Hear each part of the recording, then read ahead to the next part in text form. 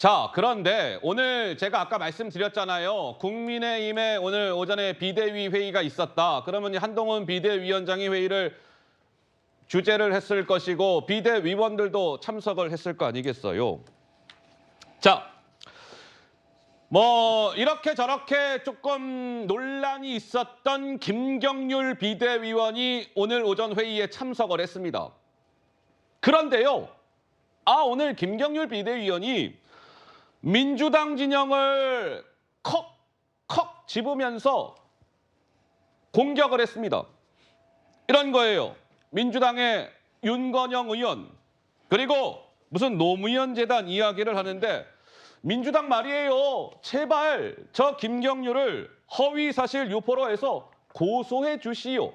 이런 호소를 했습니다. 무슨 맥락에서 이러한 얘기가 나왔을까요? 한동훈 비대위원장의 목소리까지 차례대로 등장할 겁니다. 이렇게요. 들어보시죠. 먼저 윤건영 의원입니다. 당시 백원우 국회의원실 인턴으로 허위 등록시킨 혐의로 1심에서 벌금 500만 원을 선고받았습니다. 노무현 시민센터, 노무현 재단의 기념관이 종로와 봉화마을, 서울과 김해 두 군데에 지어졌는데요. 제가 회계사 생활이 올해로 27년째인데 평당 2,100만 원짜리 건설비는 들어보지도 보지도 못했습니다. 대장동이라든가 성남FC라든가 기타의 여러 사건에서 김경률 너를 명예훼손으로 고소하겠다고 수차례 공언했음에도 이 사건에 대해서만큼은 왜 내비두는지 깊은 의문일 따름입니다. 민주당에서는 저를 허위사실 적시 명예훼손으로 제발 좀 고소하길 바란다는 간곡한 부탁을 드리고요. 저분이 저런 거 하라고 제가 모신 거라는 말씀드립니다. 자, 이런 일이 있었습니다. 김경률 비대위원 다시 저격수의 본능을 되찾은 것일까요? 이런 겁니다. 김경률 비대위원의 오늘 주장은 민주당의 그 윤건영 의원 있잖아요. 허위 인턴 등록 의혹. 그리고 노무현 재단의 그 평당 건축비 과다 산정 의혹. 이것들을 내가 이렇게 제기를 했는데 민주당은 왜 나를 고소하지 않습니까? 그게 다 사실이기 때문에 저 김경률을 고소하지 못하는 거 아니에요? 제발 고소해 주시오. 이렇게 호소를 했고 한동훈 비대위원장, 김경률 비대위원 저런 거 하라고 제가 모신 겁니다.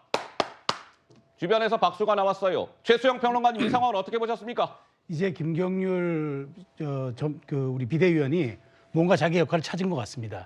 사실 본인의 사천 논란 때문에 이제 그 윤한 갈등이 불거졌다고 많이 얘기했지만 본질은 그게 아니라는 얘기도 있었는데 어쨌든 김경률 비대위원의 거취를 놓고 여권 내에서 상당한 좀 말하자면 논란이 있었던 건 사실인데 오늘 정확하게 한동훈 위원장이 꺼낸 586 시대 청산론 거기에 정확하게 부합하는 타겟형 메시지를 냈다고 봐요. 특히 윤건영, 백원은 누굽니까? 문재인 정부를 상징하는 청와대 핵심 참모들 아닙니까? 이분들이 정말 공정과 상식에 맞는 행동을 했느냐? 그럼에도 불구하고 자기가 이렇게 얘기하고 진실을 밝히는데 이게 허위사실이면 좀 걸어달라. 진실 싸움을 한번 해보자. 라고 하면서 전선을 넓혀나가는 거는 이건 확실하게 한동훈 위원장의 말하자면 정치적 보완제로서 좀 역할을 하는 거고 본인이 이러한 존재감을 또 과시하면서 앞으로 당의 기여도를 좀 한다 그러면은 앞으로 경선 과정이랑 이걸 통해서 서울에 전략 배치된다 그러면은 저는 한동훈 위원장의 이 구도, 선거 컨셉을 명확하게 드러내는 그런 인물 구도가 될 걸로 봐요. 그래서 김경률 비대위원이 정말 이제 비대위원으로 임명된 지 한 달 만에 본인의 지금 그 말하자면 적합한 그런 역할과 그다음에 총선 전략에 대한 정확한 컨셉을 낸 게 아닌가 그런 생각이 듭니다.